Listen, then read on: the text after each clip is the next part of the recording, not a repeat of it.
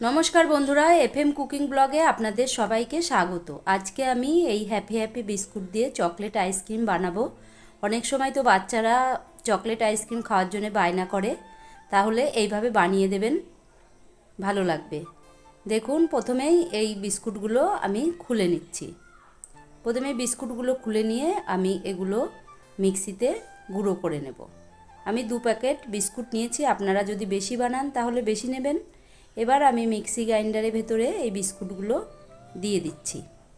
বিস্কুটগুলো দিয়ে আমি একদম ফাইন গুঁড়ো করে নেব। দেখুন, এবার দিয়ে দিলাম 1 চামচ চিনি। বিস্কুটে যেহেতু চিনি থাকে তাই চিনিটা অল্পই দিতে হবে, আপনাদের টেস্ট অনুযায়ী চিনি দেবেন। এবার আমি গুঁড়ো করে নিচ্ছি। দেখুন, গুঁড়ো করা হয়ে গেছে।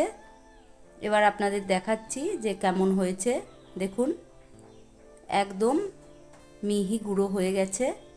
এবার আমি এগুলো একটা বাটিতে ঢেলে নিচ্ছি।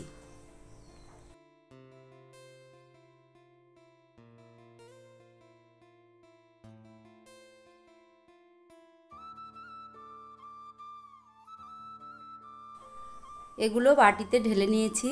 এবার নিয়ে নেব দুধ। দেখুন, খানিকটা দুধ আমি এইভাবে নিয়ে একটু জ্বালিয়ে নেব। দুধটা জাল দিয়ে একটু ঠান্ডা করে নিতে হবে।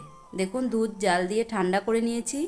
এবার অল্প অল্প দুধ দিয়ে এটাকে গুলে নেব। একবারে বেশি দুধ দিলে পাতলা হয়ে গেলে অসুবিধা হবে, তাই আমি অল্প অল্প দুধ দিয়ে এইভাবে মেখে নিচ্ছি। দেখুন, এইভাবে অল্প দুধ দিতে হবে আর চামচ দিয়ে মিশিয়ে নিতে হবে।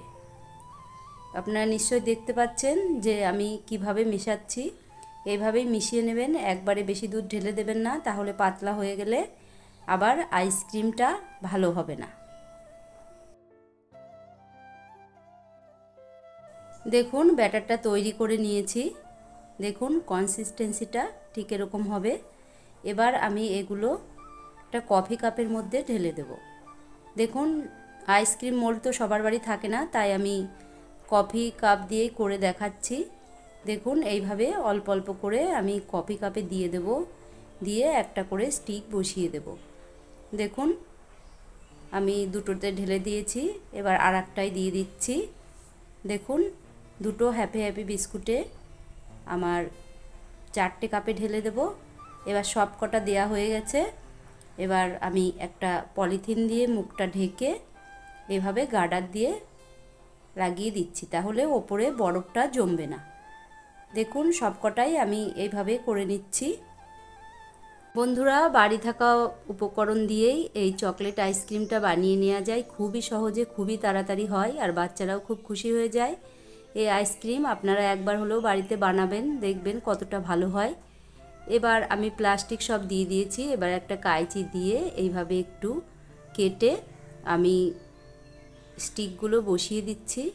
দেখুন, এগুলো বাড়িতেই স্টিকগুলো বানানো হয়েছে, এইগুলো দিয়ে দিচ্ছি।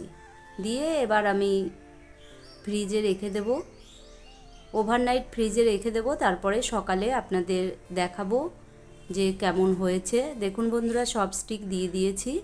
এবার আমি এগুলোকে ফ্রিজে রেখে দিচ্ছি। দেখুন, ডিপ ফ্রিজে এগুলোকে রেখে দিতে হবে।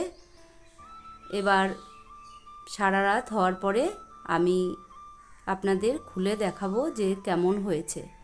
দেখুন, রাখা হয়ে গেছে। পরের দিন সকালে আমি এগুলো বের করে দেখাচ্ছি। দেখুন, অনেকগুলোই আইসক্রিম তৈরি করা হয়েছে, কিন্তু আমি কটা বের করে আপনাদেরকে দেখাচ্ছি। দেখুন, বের করে নিয়েছি। এবার খুলে দেখাবো। বন্ধুরা, গরম খুব পড়েছে, বের করার সঙ্গে সঙ্গেই গলে যাবে, আর এখানে ফ্যান চলছে তাই তাড়াতাড়ি গলে যাচ্ছে। তাড়াতাড়ি বের করে আপনাদের দেখাবো। এইভাবে গ্লাস প্রথমে আমি কেটে নেব, কেটে নিয়ে বের করে নিচ্ছি।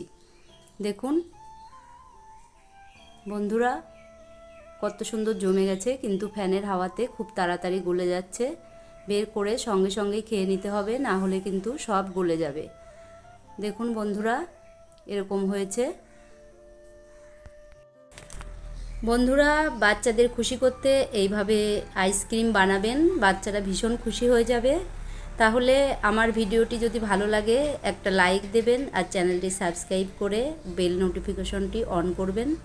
দেখুন, খুবই তাড়াতাড়ি গলে যাচ্ছে। তাহলে ভিডিও আজকে এখানেই শেষ করছি। দেখা হচ্ছে অন্য কোনো ভিডিও নিয়ে। Thank you.